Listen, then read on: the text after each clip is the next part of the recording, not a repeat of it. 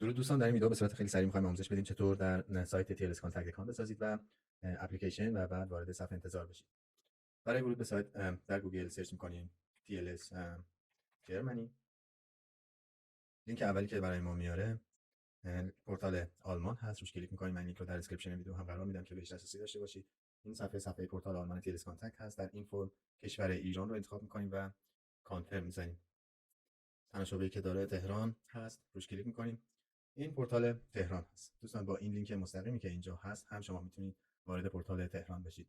اگر اکانت دارید با گزینه لاگین میتونید وارد اکانتتون بشید، ولی اینجا ما می‌خوایم اکانت رو بسازیم. روی رجیستر کلیک می‌کنیم، وارد فرم ثبت نام میشیم. اینجا تنها چیزی که از شما می‌خواد یک ایمیل آدرس معتبر هست که بهش دسترسی داشته باشید و پسورد. من ایمیل رو وارد می‌کنم و یک رمزی بهش میدم.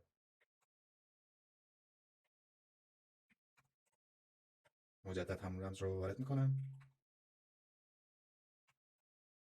این گزینه‌ها رو کلیک می‌کنیم و روی رجیستر کلیک می‌کنیم. خب الان یک ایمیل فعالسازی به این آدرس ایمیلی که وارد کردیم ارسال شده. این ایمیل فعالسازی هست که برای ما اومده. روی این لینک اکتیویت کلیک کنید یا این لینک رو کپی کنید و در مرورگرتون وارد کنید، کاری که من می‌خوام انجام بدم. لینک فعالسازی وارد شدیم، اکتیویت اکانت روش کلیک می‌کنیم. خب کلودفلر دوباره اکسپایر شده بود کوکی هاش. خب می‌بینید که این صفحه برای ما اومد. خیلی خوبه که این ارورها رو می‌بینید. نترسید، هیچ مشکلی پیش نیومده. این رو این سایت TLS کانتکت باگ زیاد داره، باید صبور باشید. بک رو زدم، دوباره میام این پایین، ایران رو انتخاب میکنم، کانفرم رو میزنم، دوباره تهران رو اینجا انتخاب میکنم، روش کلیک میکنم. سایت گیر داره. بله، دوباره وارد پروفایل تهران شدیم. روی لاگین کلیک کردم. حالا وارد صفحه لاگین شدیم. اینجا دوباره با همون ایمیلی که ثبت نام کردیم و پسوردی که برای ست کردیم سعی می‌کنیم وارد اکانتمون بشیم.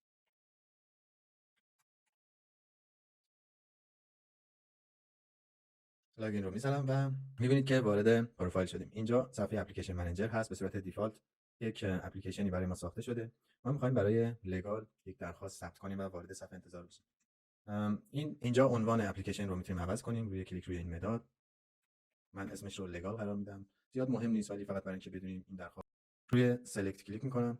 کلودفلر دوباره کوکی هاش اکسپایر شد. روی این گزینه کلیک می‌کنیم. بله، می‌بینیم که سرور داون هست. خب وارد صفحه نیو اپلیکنت شدیم. اینجا ما باید نیو اپلیکنت رو بزنیم. سایت مشکل داره. دوباره رفرش می‌کنیم. نیو اپلیکنت رو دوباره می‌زنیم. بله، صفحه اپلیکنت فرم اومد. ما اینجا باید این فرم رو پر کنیم و ارسال کنیم. مهمترین چیزی که باید انتخاب کنیم این گزینه نیو لگالیزیشن هست. به هیچ عنوان این لگالیزیشن خالی رو انتخاب نکنید، چون صفحهش الان بسته است و غیر فعاله. توی قسمت پرپس اف استی یک گزینه بیشتر نداریم، اون رو انتخاب می‌کنیم، پاپ آپ رو اوکی می‌کنیم. در این فرم می‌بینید که فیلدهای زیادی داره، مهم نیستن همشون، فقط اون فیلدهای ستاره دار رو پر کنید. خب من فقط برای هدف آموزشی در این در این ویدیو دیتایی که وارد می‌کنم به صورت دیتای دامی هست. این رو من بعداً ادیت می‌کنم و عوض می‌کنم. نام خانوادگی، نام، اینها مهم نیستن، فقط ستاره دارها. تاریخ تولد، کشور ایران انتخاب شده. پسورد همون اوردینری پسورد که دیفالت انتخاب شده درسته. شماره پسورد رو وارد می‌کنیم. این دامی هست. من شماره پاسپورت اصلی دوستم که دارم براش فرم پر می‌کنم رو بعداً اینجا ادیت می‌کنم. یک فیلدی که مهم هست اینجا ستاره دار، فیلد ترافل داکیومنت ایشو، تاریخ صدور پاسپورت هست. اینجا این سایت یک باگی که داره، اگر تاریخ صدور شما بعد از اینکه ژانویه 2026 باشه سایت ارور میده. برای اینکه به شما این ارور رو نشون بدیم من میذارم روی دوم و اینجا دیگه فیلد خاصی نیست که پر کنید مهم باشه. شماره موبایل. اطلاعاتی که وارد کردم فقط صرفاً جنبه برای ضبط ویدیو هست. در مراحل بعد قبل از اینکه من کانفرم کنم اطلاعات اصلی رو وارد میکنم. خب میخوام ارور تاریخ صدور رو ببینیم. بله، اینجا نشون داده value must be earlier than که جنبه 2026. میتونید اگر که تاریخ صدورتون بعد از این تاریخ بزنید روی یکم، هیچ مشکلی پیش نمیاد. فقط برای پر کردن فرم هست. روی سابمیت میزنیم. بسیار عالی. این ارور هم یکی از ارورهایی که بچه‌ها باهاش مواجهن. وقتی پیش میاد که شما در پر کردن فرم یکم زمان بیشتری میذارید و کلادفلر کوکی هاش اکسپایر میشه. تنها کاری که اینجا میکنید، هیچ پنیک نکنید، فقط صفحه رو رفرش میکنیم، میبینیم که کلادفلر باز داره کوکی هاشو ریست میکنه. خب متاسفانه فرم رو باید مجدد از ابتدا پر کنیم. نیو لگالیزیشن حتما فراموش نشه. فیلد بعدی یه دونه است، اون رو انتخاب میکنیم. اسم که انتخاب کرده بودم، آریا، تاریخ تولد، اینها مهم نیستن، فقط فیلدهای ستاره دار رو پر کنید، خودتون اذیت نکنید. شماره ترابل هم اینها رو من بعدا عوض میکنم. تاریخ صدور هم که تست کردیم با هم 2026 و شماره موبایل. خب الان من روی سابمیت کلیک میکنم. بسیار عالی.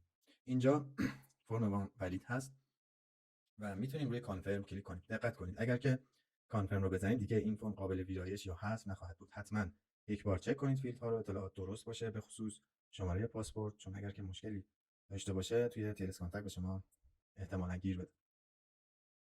خب من اینجا ویدیو رو استاپ میکنم، دیتا رو ادیت میکنم، دیتا اصلی رو میذارم و ادامه ویدیو رو با هم میبینیم. خب من دیتا رو ادیت کردم و آماده ایم که کانفرم رو بزنیم. کانفرم رو میزنم و مستقیم من رو وارد صفحه انتظار کرد. اینجا دیگه کار تموم هست، یعنی شما وارد صفحه انتظار شدید.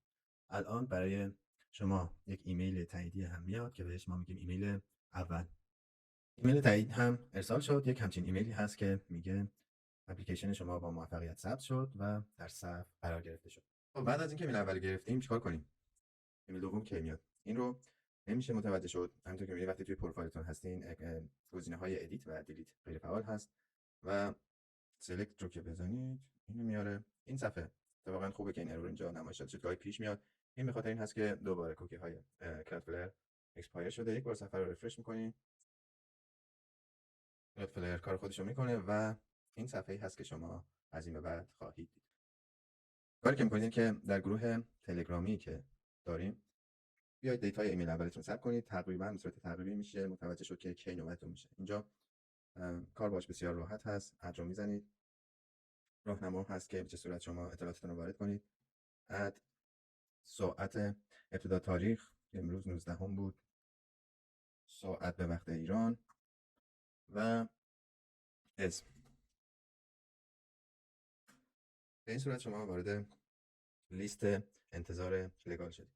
حالا از این به بعد هر موقع خواستید که چک کنید چند نفر جلوتون هستند، اینجا رنک رو بزنید. اگر به شما نشون میده.